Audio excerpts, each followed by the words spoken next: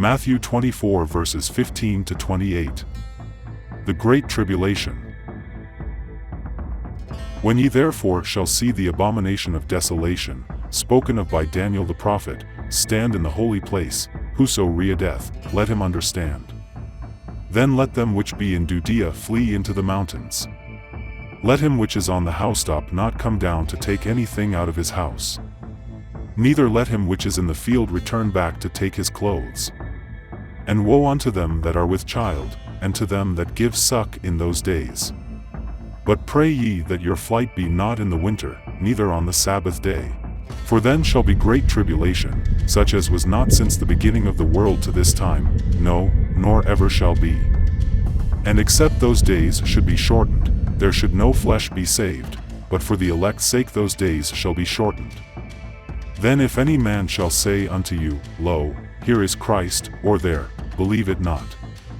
For there shall arise false Christs, and false prophets, and shall shew great signs and wonders, insomuch that, if it were possible, they shall deceive the very elect. Behold, I have told you before. Wherefore if they shall say unto you, Behold, he is in the desert, go not forth, behold, he is in the secret chambers, believe it not. For as the lightning cometh out of the east, and shineth even unto the west, so shall also the coming of the Son of Man be.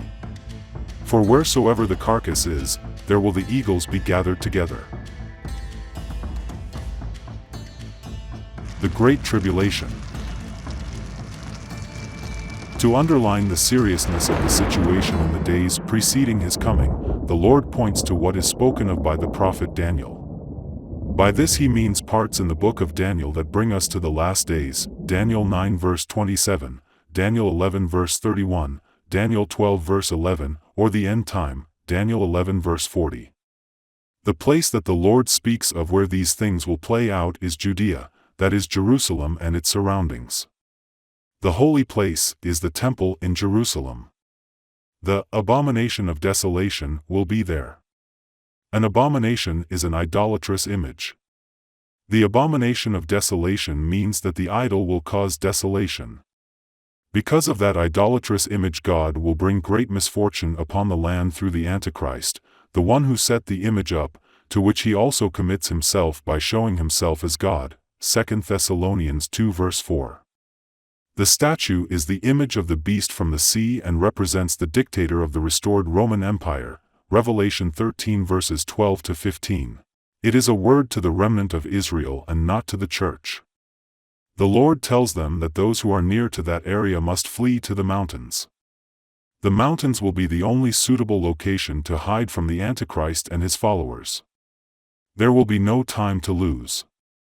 The persecution comes like a storm in the desert. Any delay can be fatal. If you are on the roof, you shouldn't go back into your house to pick up essential items. If you are on the field, you must not attempt to pick up your cloak that you have placed somewhere else on the field. The watchword is, flee for your life. To give in to any other thought will result in death. The Lord speaks with compassion about the pregnant women, those who are about to bring new life into the world, and those nursing babies, those who have just brought new life into the world. They are the vulnerable. He even thinks of the weather conditions and religious duties. They must pray that they will play no part. Any obstruction to their flight can be fatal. He says these things because he knows how terrible that time will be. It will be a time of unparalleled tribulation. There has never been such a thing and never will be.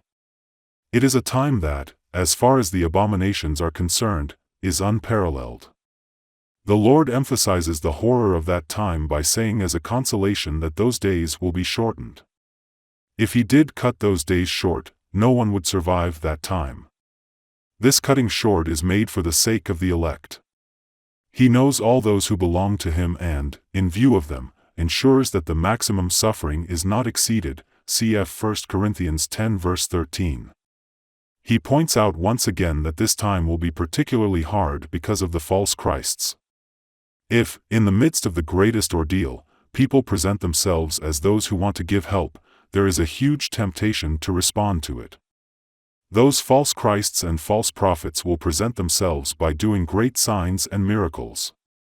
It will all seem so real that even the elect are in danger of falling into this deception.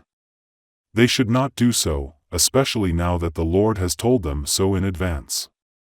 Forewarned is forearmed. They should not let themselves be lured out of their hiding place by fine words to go to a wilderness or an inner room because the Messiah would be found there. The wilderness, where John preached, Mark 1 verse 4, is not the setting of the Messiah. He is also not in the inner room. They are all traps. When he, the true Messiah, appears, it will be like the lightning that comes from the east and flashes to the west. With this the Lord also answers the question the disciples have asked in Matthew 24 verse 2. His coming will be seen everywhere. They only have to pay attention to the flash of lightning to know it is he who comes and not another. He will come as the Son of Man, that is to say, to rule over all the earth and not only over Israel. The first acts of his government will be judgmental acts. Where the objects of judgment are, there he will appear, as vultures gather where dead bodies are.